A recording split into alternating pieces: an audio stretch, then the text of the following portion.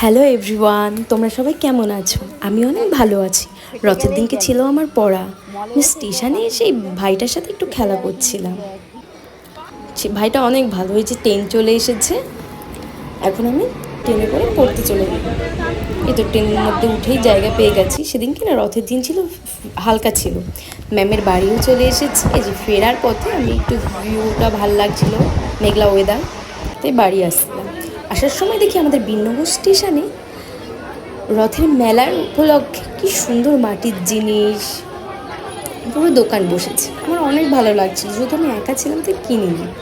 এই যে রথটাও দেখে নিলাম, কত সুন্দর, লোকজন অনেক ভিড় হয়েছিল। বেতের জিনিসগুলো দেখে আমার খুবই ভালো লেগেছিল। এগুলো দেখে বাড়ি আসার সময় ভাবলাম যে একটু কিনবো। জিলাপি দেখে তো আমার বৃষ্টির ওয়েদারে খুব খেতে ইচ্ছাও করছিল, অনেক ভালোও লাগছিল। দেখতে দেখতে বাড়ি চলে গেলাম।